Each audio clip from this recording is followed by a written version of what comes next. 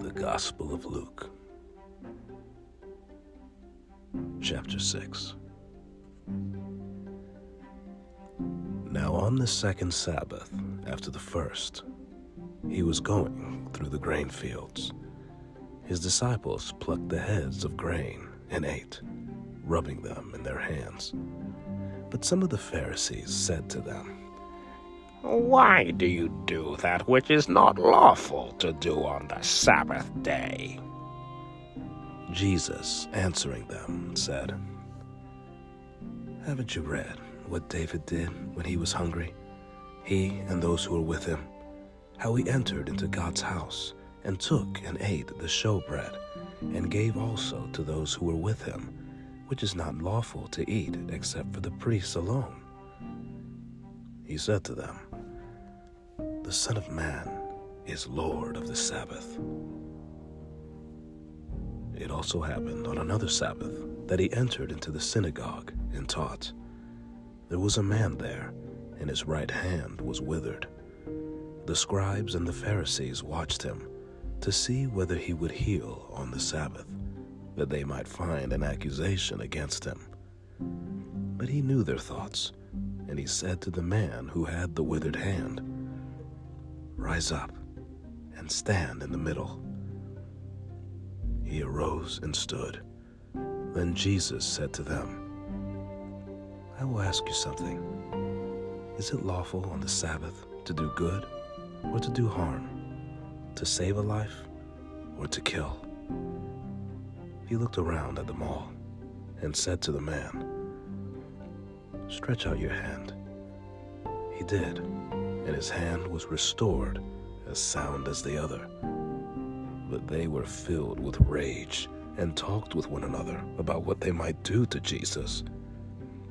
In these days, he went out to the mountain to pray, and he continued all night in prayer to God.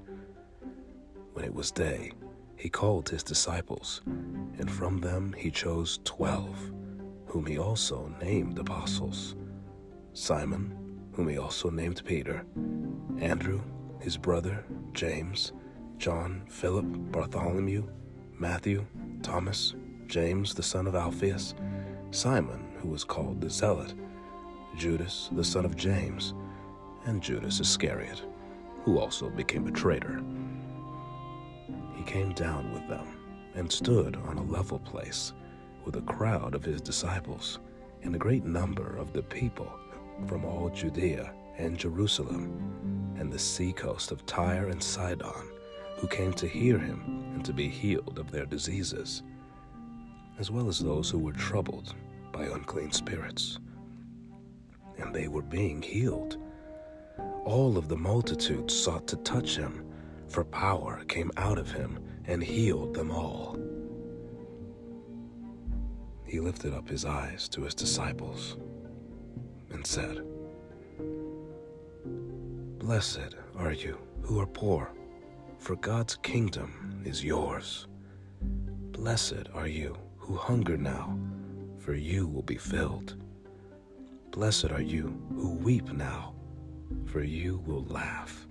Blessed are you when men hate you, and when they exclude and mock you, and throw out your name as evil for the Son of Man's sake.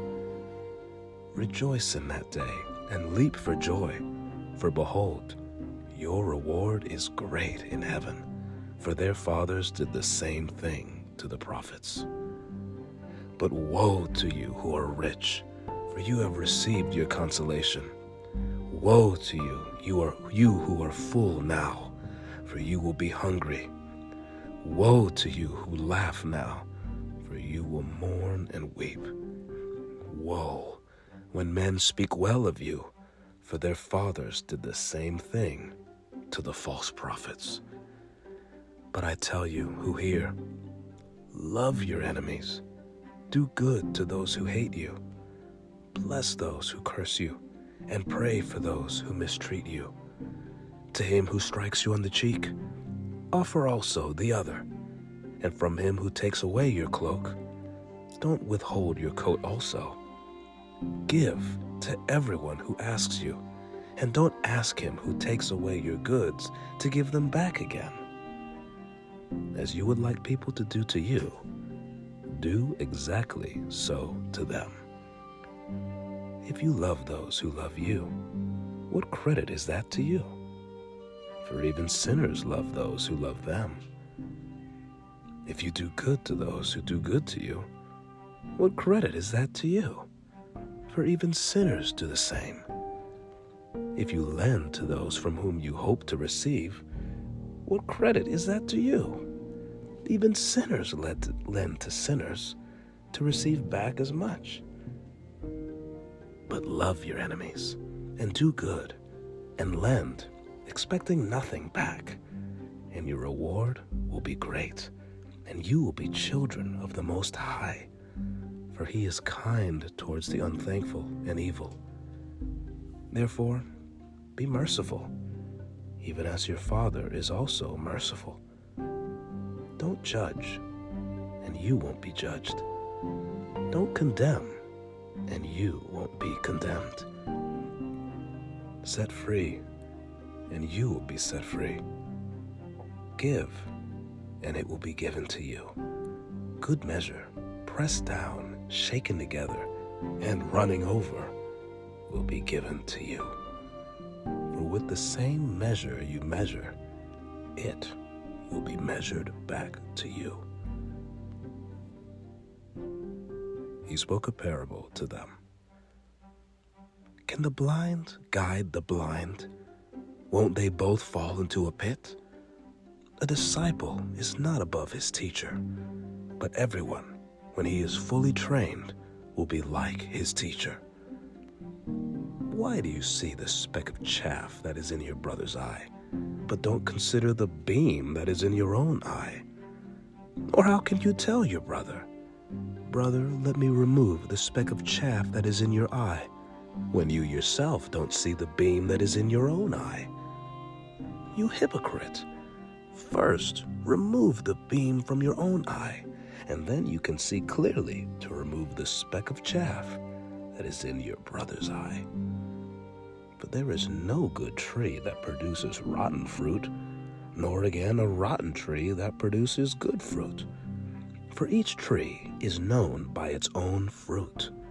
For people don't gather figs from thorns, nor do they gather grapes from a bramble bush. The good man, out of the good treasure of his heart, brings out that which is good, and the evil man, out of the evil treasure of his heart, brings out that which is evil.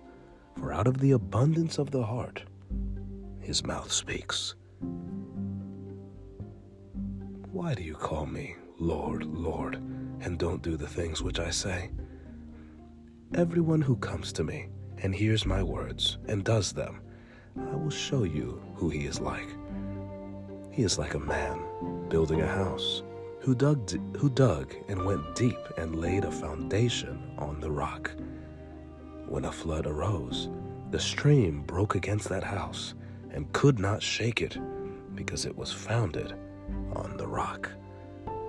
But he who hears and doesn't do is like a man who built a house on the earth without a foundation, against which the stream broke, and immediately it fell.